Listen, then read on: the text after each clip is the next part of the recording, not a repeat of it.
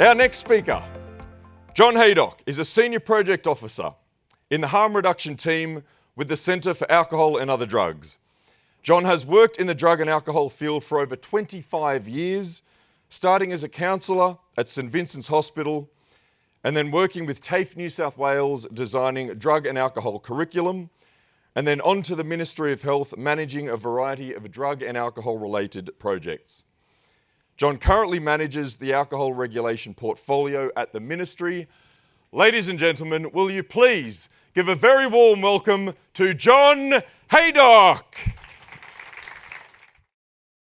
Morning everybody, thank you for coming along, and I'd just like to start by acknowledging traditional owners of this land, the Aboriginal people, and pay my respect to elders past, present and emerging. My aim today is to make this very worthwhile for you and your CDATs, and to show the importance of why having the say in the alcohol regulation space is a very important thing to do. So I will get straight into it. So why do we regulate alcohol? The basic bottom line is because we know it's a really strongly evidence-based way of reducing harm in the community, especially violence and things like domestic violence and assault. So you might think, well, liquor licensing, that's boring, you know, it's la la la, but having the say in, for instance, how late a bottle shop might be open or the density of licences in an area can have a very direct influence on the amount of violence that can happen in the community. It's proven, it's in the literature, it's a straight relationship, especially around density and violence. And late night trading and violence. So our aim is to reduce that violence. So you might think, well, why have a say in a liquor license? If you're successful, or even if you get a license reduced by say an hour, and it stops trading later by an hour, it can have a very significant impact on the amount of violence in the community. So it might mean that someone doesn't get hit tonight, someone doesn't get assaulted tonight, someone doesn't get traumatised tonight. A child may, so a slight thing can have a very big difference. And that's why I consider this to be a very strongly evidence and very important way of doing things. So I move to the next one.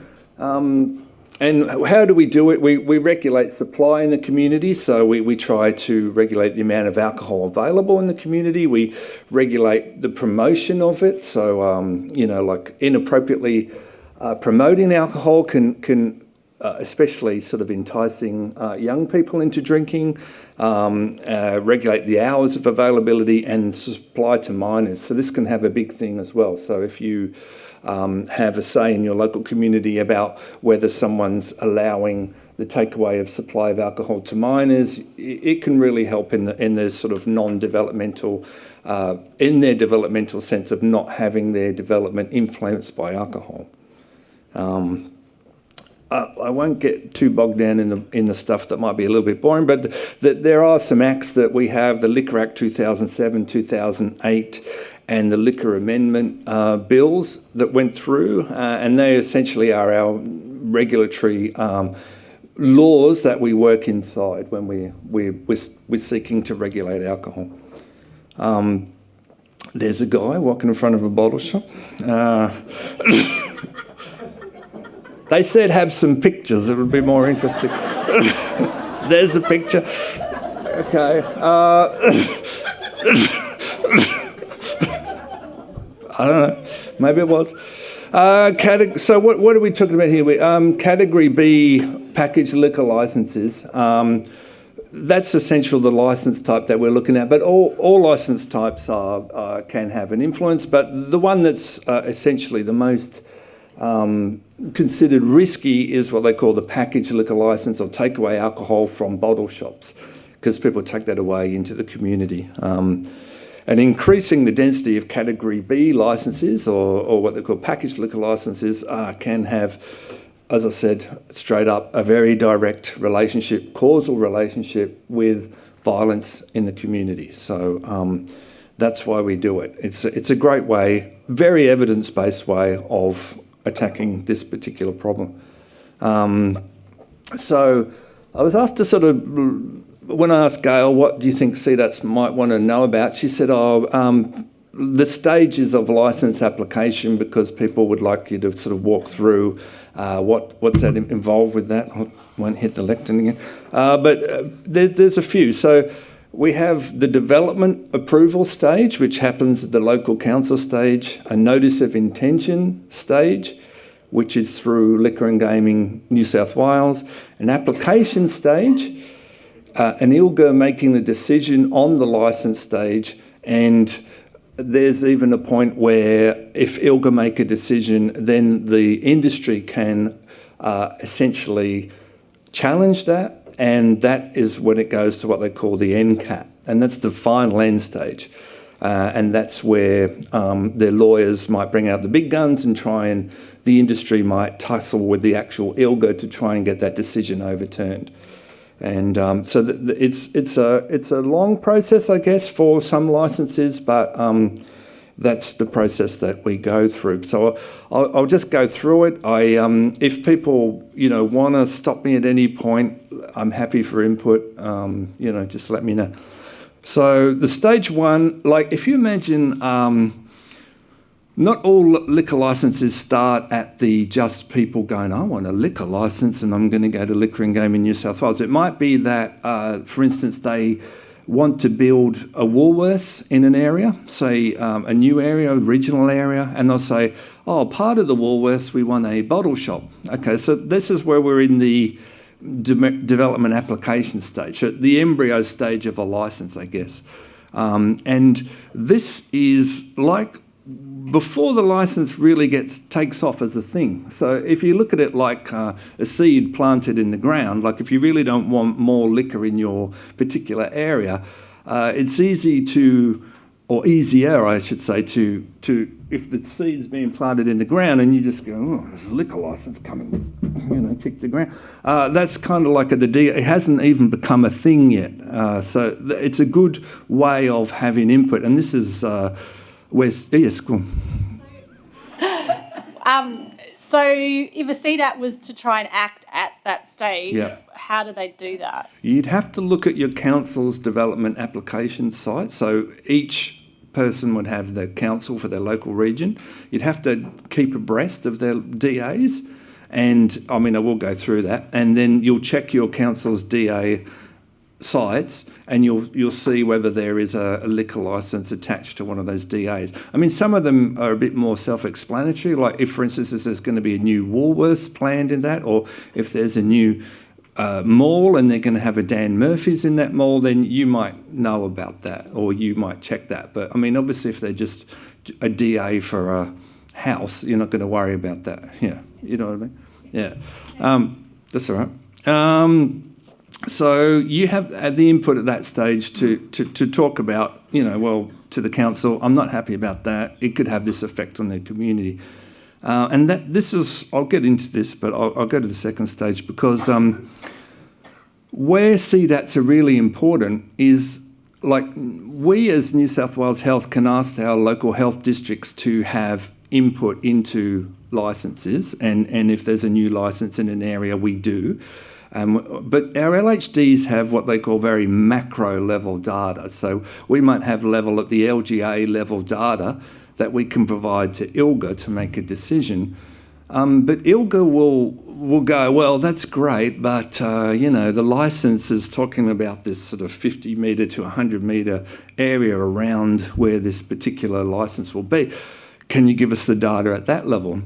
And the answer is that we can't give them the data at that level.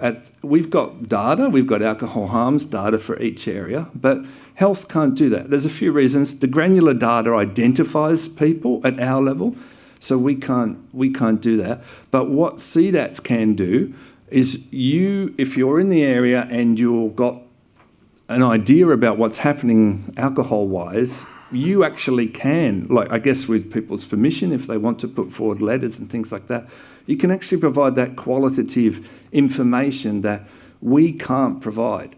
So that's a very important component of decision making for ILGA. And we've talked to them and they are very interested to hear what CDATs have to say, because they believe that CDATs are very local, specific information that we can't give at the health level. So that's why that's important. So say they want to now put in a liquor licence, they do a notice of intention, that's a 30-day period, and that's where they really say to the community, hey, we're thinking about doing a liquor licence here,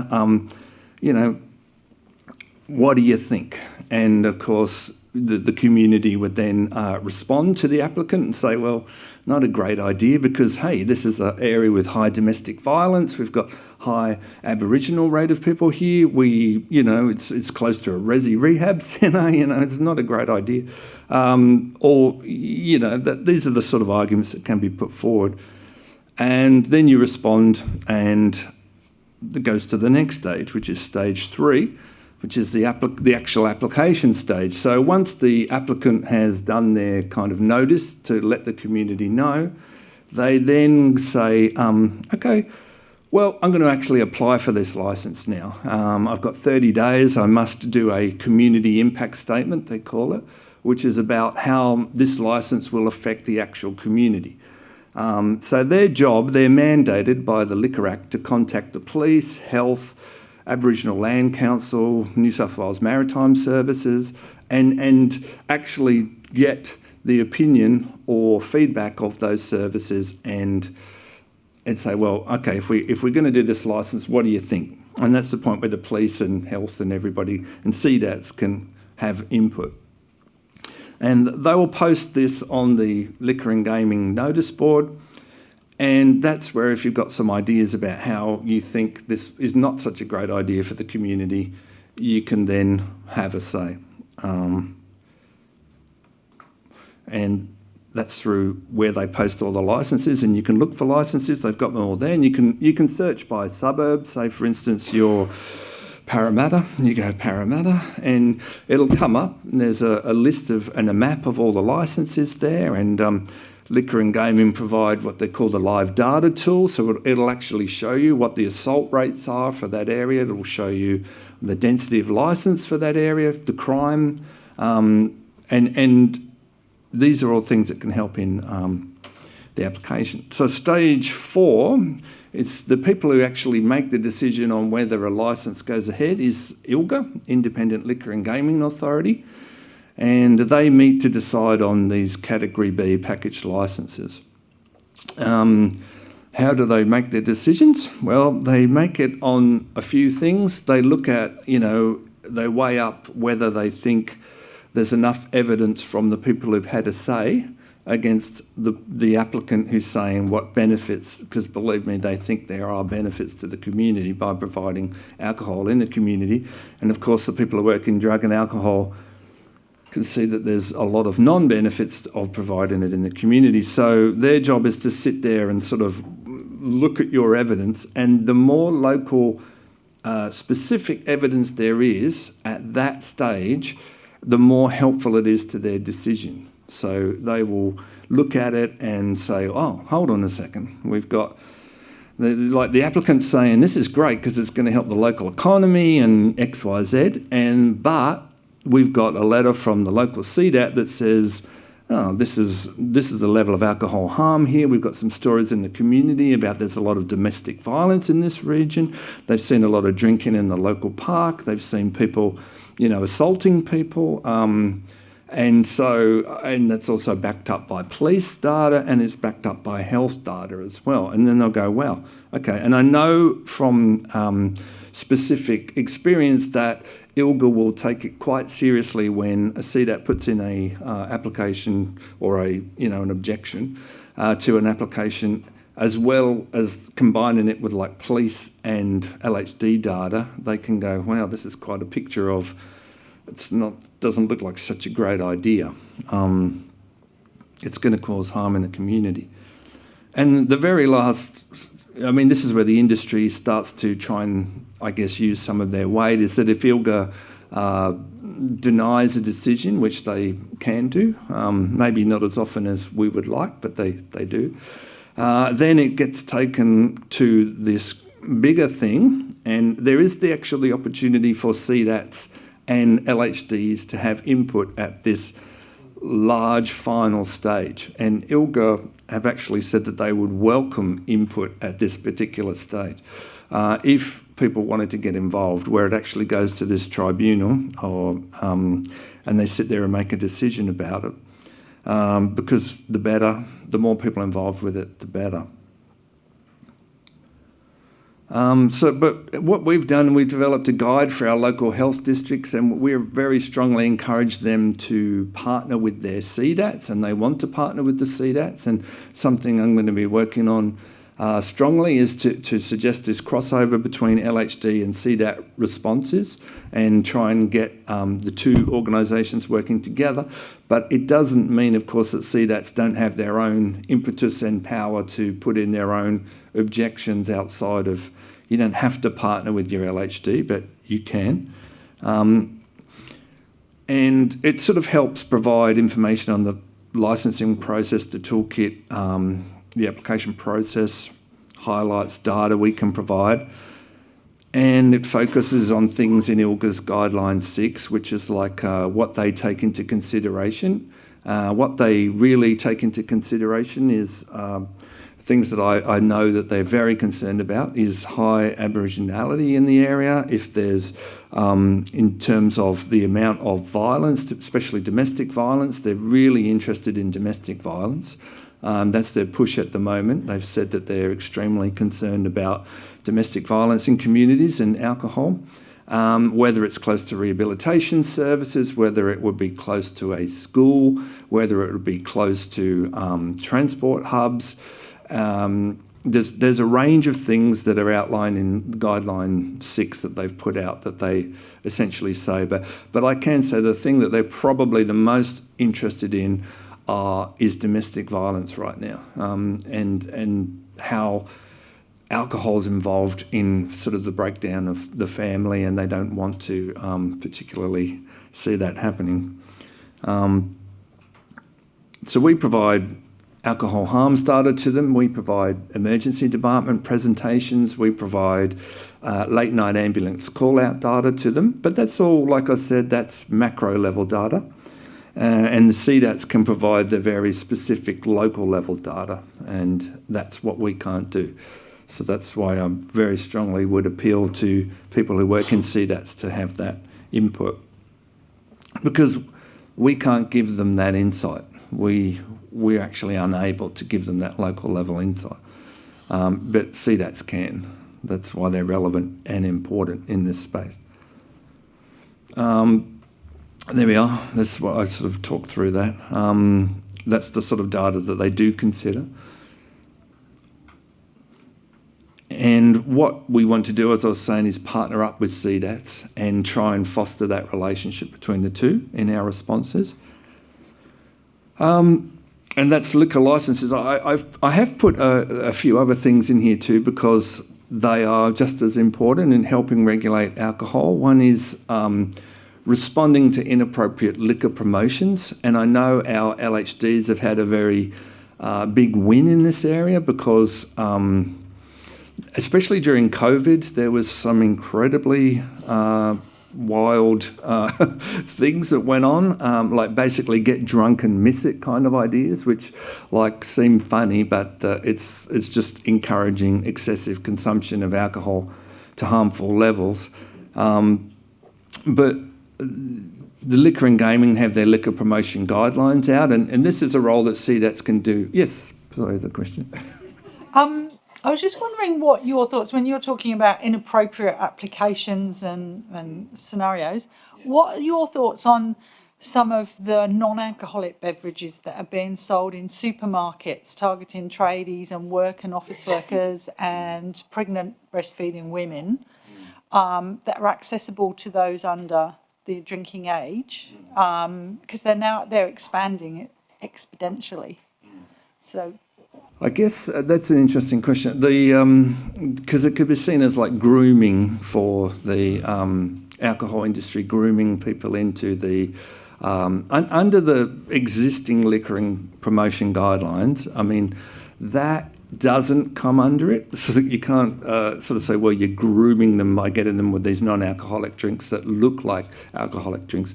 But if you've got alcoholic drinks that are alcoholic but don't look alcoholic, or think that they will present it in such a way that they would appeal to minors, well then yes, you can. And there are quite a few examples where that's happened, where you'll see the can and you can't tell that it's an alcoholic drink. You actually look at it and go, what, is this a fizzy drink or what? And people can pick it up, and they might not have stated on the can the alcohol content. They might not have, or the way it's being promoted is it's like in a childlike appeal. Well, then you could say something. But if it's got no actual alcoholic content, you can't, under the existing guidelines, complain about their grooming processes as such. Yeah, you have to sort of go within the existing guidelines. Yeah. Can I just make a comment about the labelling? Yeah. That you've got labelling that looks almost identical to the licensed labelling. Yeah. So, someone thinks they're drinking the real product, they're not, which would point to the grooming issue that you were talking about before. So, there perhaps may be someone need to look at the labelling laws in terms of how they're labelled in and for products sold in supermarkets with access to kids. Yeah, I mean, look, it's a thing, it's happening. There's certain...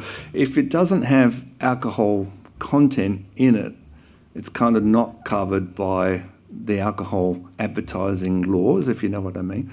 It has to have alcohol in it to be covered by the actual laws. I get that, but that notwithstanding, the packaging still looks the same.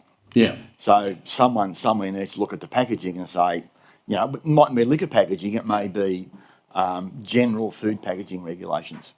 Yeah. Yeah. I mean, yeah, but we are constricted by the bounds of the law and what we can actually physically... I mean, you can say something about it and raise it with your local MP or through whatever channels, but if it's not within the guidelines of what they've considered to be considered under those guidelines, you probably won't be successful. I'm not saying that don't do it, don't try it, but in terms of us doing having a say on inappropriate liquor promotions, it's probably the most impactful if you can, for instance, and I'll use some examples of where people have done this, advertised actual alcoholic products in a way that breaks the actual guidelines of liquor and game in New South Wales. Then you'll have some success, because it's kind of like you've actually got a guideline to go under, to point to and say, well, under section of the guideline, you can't do that. And ABAC, who are the advertising code, will go, yep, you got us, because that seems to be outside of what we said would be considered. Yeah. But I understand that there is this process of grooming and labelling, and it's going on. But in the realms of what we can actually have a say about, I guess, it has to be done within the legal frameworks presented to us. Yeah. Sorry.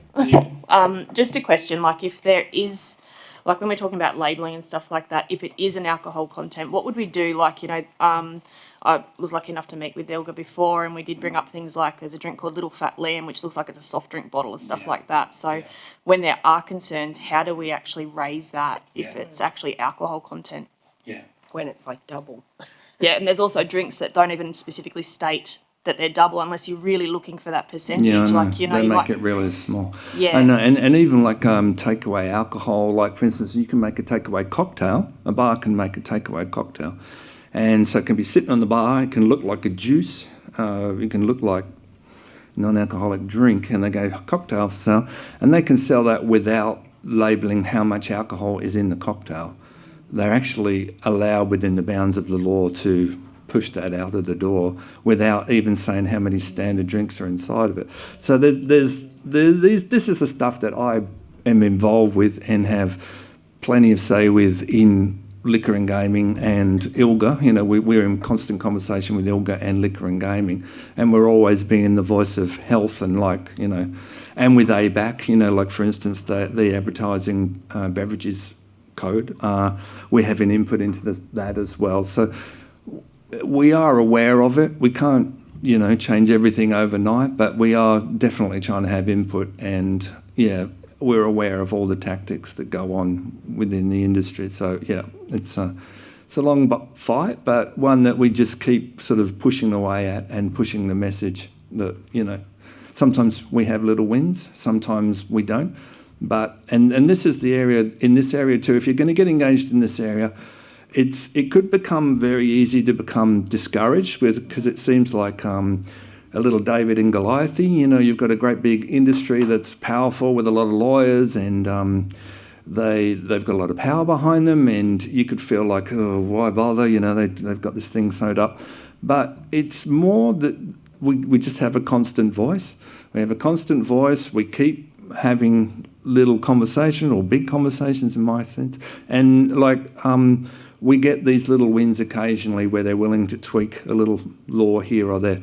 And when they do tweak a little thing here or there, it can have a massive impact. And that's why I like this area, because, having a little tweak of a policy here or a little tweak of a late night trading here can have a massive effect on the violence over there. And for the people who are doing it and getting involved with it, you need patience, you need a consistent approach, you need to just be not disappointed if you don't get a thing cancelled. A win is like if you have something, say, even restricted by 1 hour of, trading, that's a win. If you have any little win, if we say to ABAC, this is a breach of the code, and they take that on board, it's a win. But it takes a lot of patience and effort. So here's an example of a very blatant.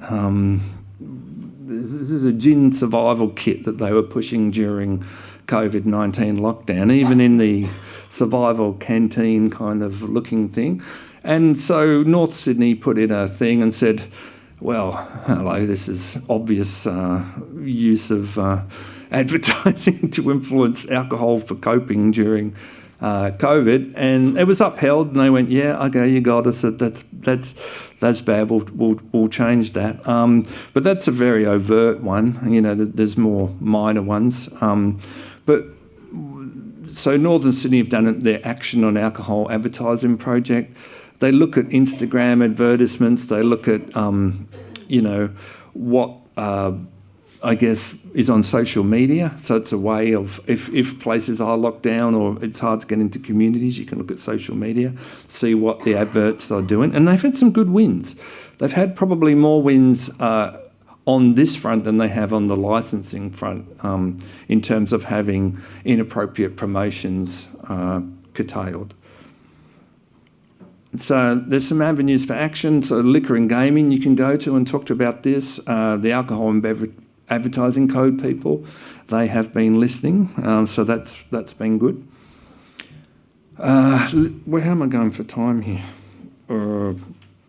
I might skip this because this is essentially 10 minutes. Yeah, look, I won't go into this, but essentially there is a review of the King's Cross and CBD precincts. There was a freeze. There's no freeze anymore. There's now precinct areas that have been developed, and they're looking at cumulative impact assessments in those areas. But I want to leave a bit of time for questions. But that's what Sydney looks like right now in terms of these are the 4 precinct areas that they are determining are the problem areas. They're the different coloured areas. Of course, the whole of Sydney is a problem, but that's another story. And Barangaroo and Darling Harbour and, but they're the ones that they said are the really big problems. So that's happening right now, and I've been involved in that, just to let you know. And then there's also been during COVID-19, they allowed restaurants that used to have to go in, sit down, have a meal to get your alcohol with the meal. Under COVID-19, they locked down. They decided that hey, you can have your meal takeaway and have your alcohol takeaway too. So that's been a thing that we've been in conversation with Liquor and Gaming about. Essentially, they're wanting to extend that. So now, I guess, restaurants will act, or they're trying to get it so restaurants can act a little bit like a little bottle shop. You can get your meal and take alcohol away. So that's an area that we have an impact into, because obviously that's got problems. We've already got packaged liquor licences, 3,000 packaged liquor licences in New South Wales. And if they open this up to continue on, there's actually 9,000 restaurants licences. So that would be, 12,000 then places. It's quite a big expansion of letting people take alcohol away into the community. And there's some limits on that. And then online alcohol sales, obviously Jimmy brings a lot of alcohol to people. They're changing those laws under the 24-hour economy laws, making sure that people have ID and ask for ID before they get the alcohol delivered. So Liquor and Gaming are getting onto it, but it has been a problem. Someone recently ordered so much that he killed himself, just drinking so much. Every 2 hours, essentially, was ordering alcohol and just died, basically, from overconsumption. So this has been a big issue. So it's an area that we've been and have a lot to say. I won't go into that. And then a very exciting thing that's happening is modelling of economic impact of liquor licences. We're working on that at the moment. Soon we'll have a model that actually tells us how much 5 minutes sign at the back. So I'm going straight off that one. But essentially that we'll have a model that tells us, what the economic cost for alcohol is in each of the LHDs and across the whole of New South Wales. Mortality, morbidity, everything. And ILGA, some as you know already, have been out visiting regional areas. They've got a strategic plan, so I'd ask CDATs to get involved with that. And, I didn't take Angie's name off that, but there's my name as well. And if anyone's got any questions, got a few minutes. Yeah. This one's a little bit left of field from what we have been discussing. So when the licences for Category B are in place, what's the responsibility of people who hold those licences for, say, the opposite end of that, like self-exclusion and those kind of things? Because we have those self-exclusion practices in place for, say, our premises, like pubs and clubs and stuff. Is there anything in place at the moment? Can you just expand on that a bit, like by self-exclusion? So in obviously our pubs and clubs and things, somebody can go into, there's a form that you can download, fill it in, take it into the person who holds the license at a pub or club. And then they, if that individual was to attend that premises, they would be asked to leave. The police are involved if they don't leave accordingly. There doesn't seem to be anything to support it from a bottle shop aspect. On the websites and stuff, it obviously says that it falls under all licensing. But then to go into, say, for myself, I've been to our local bottle shops to get this in place for a particular person, and they just have no idea. Like the Dan Murphys and the BWSs, they're like, no. So, and it's like, okay, so if we've got this structure in place, either I've misinterpreted the information. So I was just wondering if there is actually anything in place from a procedural point of view. Compliance type issue. It's an interesting question. I think do those staff have to do RSA type courses? For normal pubs and clubs, you do RSA type training, and that supposedly take care of the idea of when you notice someone's inebriated and coming in and, but do the bottle shops do RSA training? I guess that's the type of question. Yeah. That doesn't necessarily cover the self-exclusion processes either. I personally have done my RSA and it says nothing, there's a brief thing about self-exclusion. But I guess from my point of view, whether our bigger chains, it's all well and good for us to be able to walk into our local bottle shop and the individual know the person behind the counter and be like, oi, let's have a conversation if I come in here. But our big chains, what's their responsibility in kind of upholding that end of the deal? Yeah, no, look, good question. I don't have the answer off the top of my head, but it's something I can talk to Liquor and Gaming about.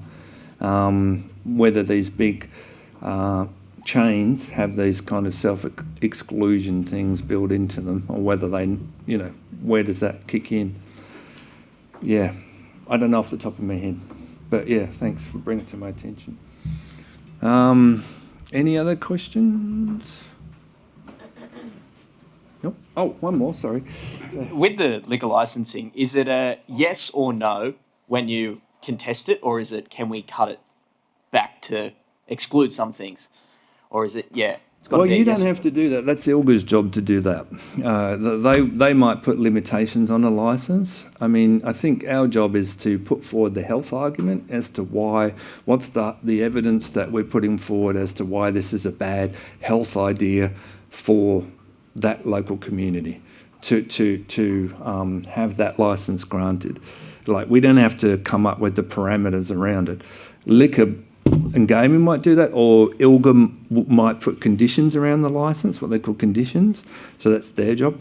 Our job is to essentially just, come up with the health argument. Yeah. Sorry. Yeah. Oh, I just wanted to ask, sorry, I can't look at you. What about if you're in a CDAT in a particular area and you suspect that there's good traction with these same-day alcohol delivery services? How do you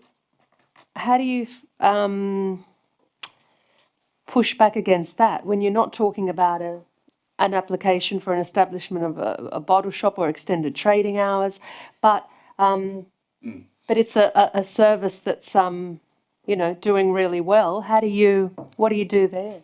No, that is a great question, because basically, when they do these same-day delivery licences, we've asked them to collect data on, the community and how much it's in the community. But if you think that a particular licensee, or Jimmy, I won't pick on one person, but, that's just the most renowned, and that you think you've got some real evidence that there's some persons drinking themselves stupid because Jimmy's bringing them way too much alcohol, I think the first port of call would be to Liquor and Gaming New South Wales, and basically talk to them, their compliance officers, and say, this has come to my attention, I'm concerned about this particular thing, I'm bringing it to your attention, and then their compliance officers may investigate, because that's their role. Yeah. You mentioned before that in Sydney something changed. I remember 2-3 months ago there was something, and they extended, what was it, the shops, or was it in the bars or something? Oh, the restaurant thing, the on-premise license thing, is that it? Yeah, no, I thought it was referring to the opening hours of pubs late night. Oh, sorry, the freeze. Because we were not the real nighttime big attraction anymore. Yeah. Can you just say one sentence about that? So that was opening up longer again, which was cut short? Yes. Well, there was the one, if you remember some time ago, there was all the one-punch stuff that happened, and I think you're talking about that. And essentially they froze all the licences in the King's Cross area. That was lifted in April 2021, so it's been lifted for a while now, a year.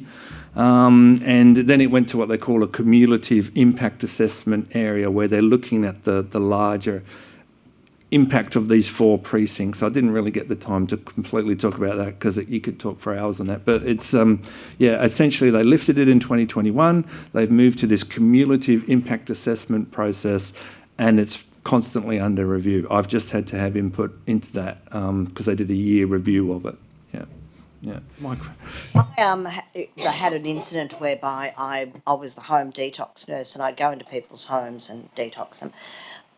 Quite a few years ago, before COVID, one of the things that I always struggled with is the taxis used to bring the grog to the person's house, and this is way before Jimmy did it. Yeah, and then I went to the liquor accord and spoke to them. Well, they just ridiculed me. I mean, it's hard to ridicule me sometimes, but I was pretty insistent that this wasn't okay. So then I went to the Liquor and Gaming, and they went, "Oh, it's a big problem. can't do anything about it. Now, we're in the rural sector, so it's probably not uncommon.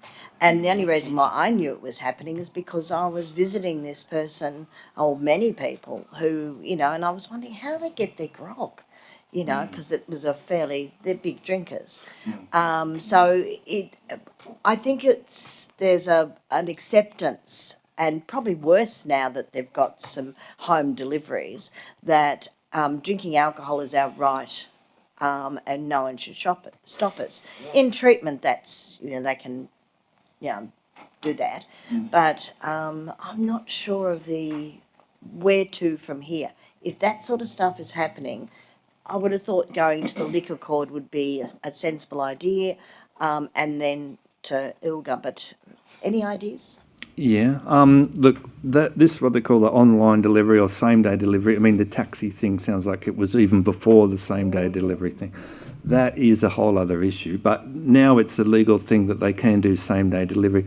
They do have, this is on the screen here, this is the thing that they've actually put in place around trying to ensure that these same-day deliveries are done in a more responsible way. They're making sure that they have training, the people who are doing the delivery. They're making sure that they have identification cited at the point of sale now. So they've introduced this raft of laws. It's an area that's growing and one that's being watched very carefully because I think that, like you say, there's high potential for people to, and of course they're outside any community impact statement thing for a local area like a bottle shop is, because they can deliver anywhere. So we also, don't worry, we're talking to Liquor and Gaming about that as well. But this is so far their concession to trying to control the process, which wasn't there 2 years ago. So at least we've got something now. Better than nothing. Yes. The data that health and police have, is that available to CDATs? Because we're in a rural community and often we find that we don't have access to data, that it's very much closed shop.